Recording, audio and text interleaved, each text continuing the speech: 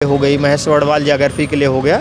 इनको बार बार रिवाइज करके हम अगर घटना चक्र सॉल्व करें या बाड़ी का सॉल्व करें तो ज़्यादा बेहतर रहता है। इनको बाद दूसरी बार रिवाइज करें और देखें कि कहाँ से जो है प्रश्न आ रहे हैं। जैसे आप देख रहे हैं कि मतलब जैसे तीनों हिस्ट्री के 3 पार्ट हैं, जो एंशिएंट हिस्ट्री, मिडिवल हिस्ट्री और तुर्की से पूछा गया था, जो ऑपरेशन दोस्त भारत चला रहा है, जो है ऑपरेशन दोस्त। आप अगर एसडीएम हो जाएंगे तो अपने ज़िले की कौन कौन सी समस्याएं, जो है 4 समस्याएं बताइए जो मतलब।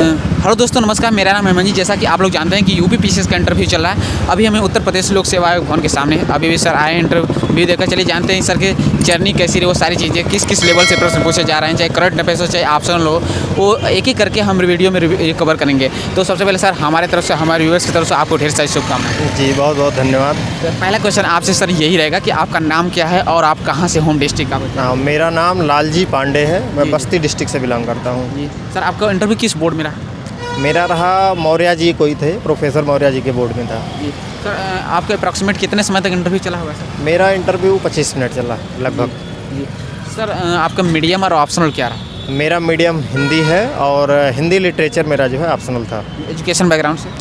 मेरा एजुकेशनल बैकग्राउंड, मैंने ग्रेजुएशन में भी हिंदी लिया था, बीए किया था और एमए में भी मैंने हिंदी लिटरेचर से किया और बीएड भी था। जी जी। करंट में कोई सर जॉब कर रहे हैं या फिर? हाँ, मैं केंद्रीय विद्यालय संगठन में टीजीटी हिंदी के पद पर कार्यरत हूँ। जी। और सर ये सिविल सर्विस के एग्ज़ाम कब से तैयारी कर रहे हैं? मैं पहले थोड़ा कर रहा था, बीच में जॉब में आ गया था, तो थोड़ा जो है कि मैं 2016 से लगभग कर रहा था सिविल सर्विस की तैयारी, लेकिन जॉब लग गई। पहले नवोदय विद्यालय में लग गया, फिर केंद्रीय विद्यालय में, तो थोड़ा उस समय टाइम कम मिला।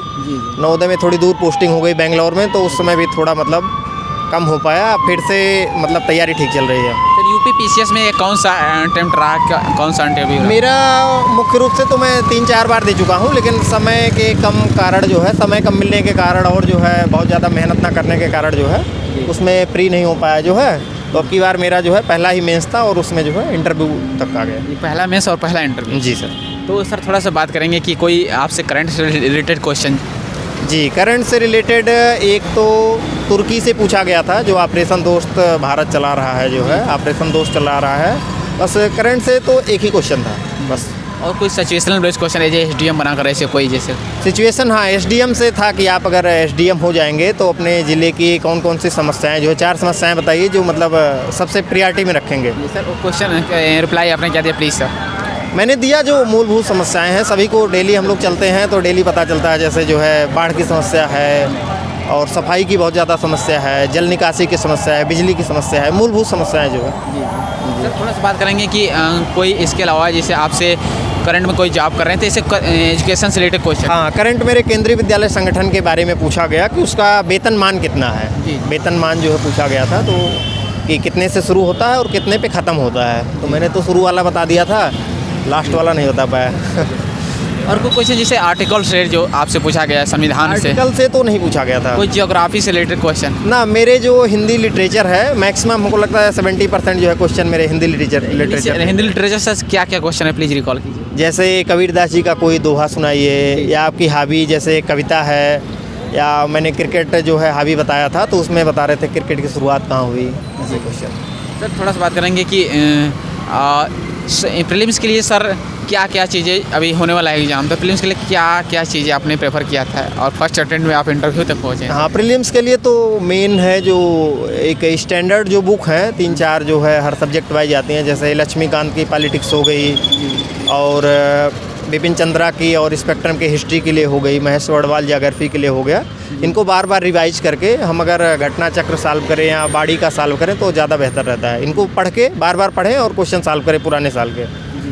Sir current affairs very important role है, तो इसके लिए आपने कौन कौन से मैगजीन पढ़ा था, कोई रोल? मैंने करंट अफेयर्स के लिए मैं केवल प्रतियोगिता दर्पण पढ़ता हूँ और रेगुलर पढ़ता हूँ। ये नहीं कि मतलब जो ईयरली आती है उसको नहीं, क्योंकि बाद में जो है याद नहीं रह पाता, तो मैं प्रतियोगिता दर्पण मंथली जो है पढ़ता रहता हूँ। बाद में एक जो घटना चक्र की भी आती है दृष्टि, उसको पढ़ लेता हूँ। उसके शॉर्ट नोट्स भी बनाते हैं आप? ना, मैं नोट्स नहीं बनाता।